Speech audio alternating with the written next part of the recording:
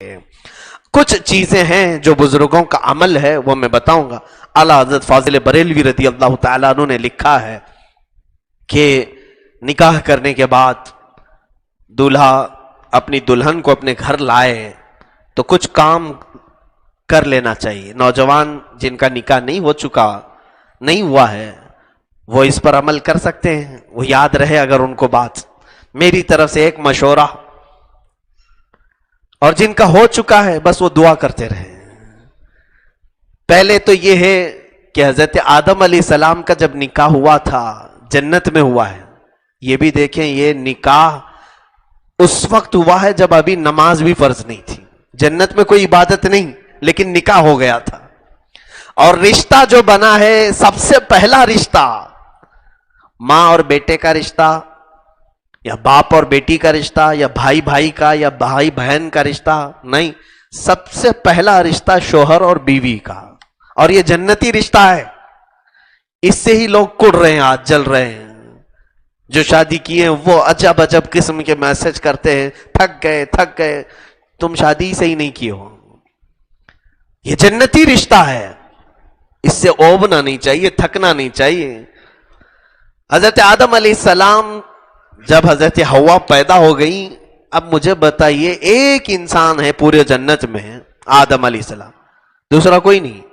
اور پیدا ہوئی ایک عورت, ان کے علاوہ کسی اور کے لیے ہو سکتی تھی, وہ بنائی گئی ہے حضرت آدم کے لیے.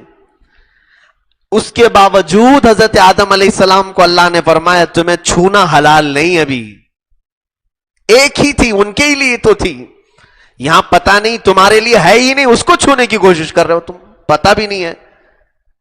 وہاں ایک ہی تھی آدم علیہ السلام کے لیے, اور ان کو بھی چھونے سے منع کیا. رب تعالیٰ نے فرمایا اے آدم اسے تم نہیں چھو سکتے. کہا اس کا مہر ادا کرو. یہ قانون جنتی ہے, مہر ادا کرو اس کے بعد تمہارے لیے حلال ہوگی. مہر کیا دوں مولا؟ رب تعالیٰ نے فرمایا تمہاری اولاد میں اخیر زمانے میں میرے ایک حبیب نبی پیدا ہوں گے جن کا نام محمد ہوگا, زمینوں پر آسمانوں پہ احمد ہوگا. اس نبی پر تم 20 بار درود بھیجو, یہ تمہارا مہر ہے. یہ علامہ عبدالحق محدث دہلوی رحمۃ اللہ علیہ نے اس کو لکھا ہے اپنی کتاب مدارج النبوہ میں.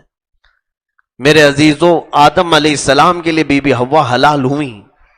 اب میں جو چیز بتانا چاہ رہا ہوں, حضرت آدم علیہ السلام, حضرت بی بی حوا ان کے لیے جو حلال ہوئی, وہی یہاں پر میں نوجوانوں سے بھی کہوں گا تم مہر جو بھی باندھتے ہو باندھ لو, 5,000 7,000 10,000 تمہاری حیثیت کے مطابق.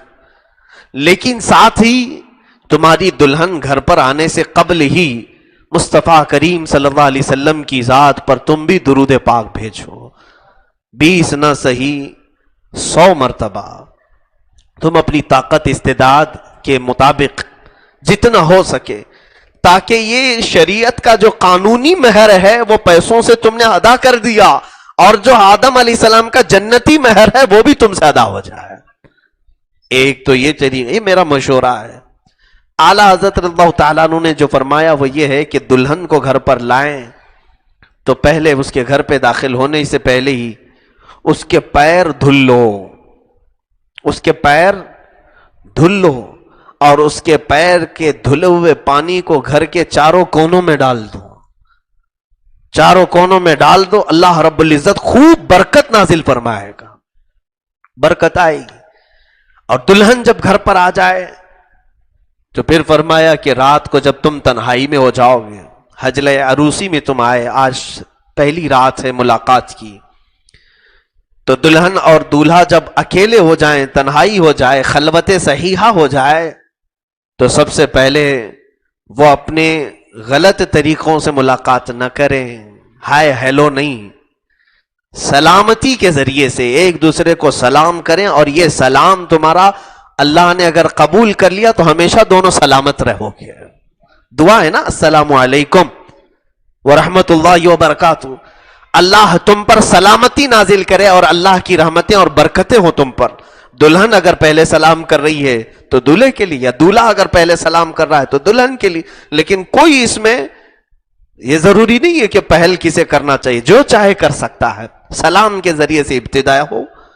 اس کے بعد ابھی وہ اپنی دیگر گفتگو شروع کرنے سے پہلے، اپنے دیگر معاملات کرنے سے پہلے سب سے پہلا کام وہ یہ کرے کہ دلہن کا دوپٹہ لے لے، اس کو مصلی بنائے، جانماز بنائے، اور مرد باوضو عورت دلہن کے پاس جائے جب وہ پہلی رات میں جا رہا ہو، اور اسی دوپٹے کو مصلی بنا کر اس پر 2 رکعت نفل ادا کرے، اور اس کے پیچھے اس کی دلہن اسی دوپٹے پر 2 رکعت نماز ادا کرے، اور پھر اس کی پیشانی پر اپنا ہاتھ رکھ کر کے دولہا صرف یہ دعا کرے، اللہم انی اسألک من خیرہا و خیر ما جبلتہا علیہ، یعنی اے اللہ میں تجھ سے صرف اس کی خیر کا سوال کرتا ہوں، اور جس پر یہ جن اچھائیوں پر تو نے اس کو پیدا کیا محض مجھے صرف وہی اچھائیاں دکھا، اور میں اس کے شر سے پناہ مانگتا ہوں، اور جو بری چیزیں اس کے اندر ہیں ان تمام چیزوں سے مجھے بچائے رکھ.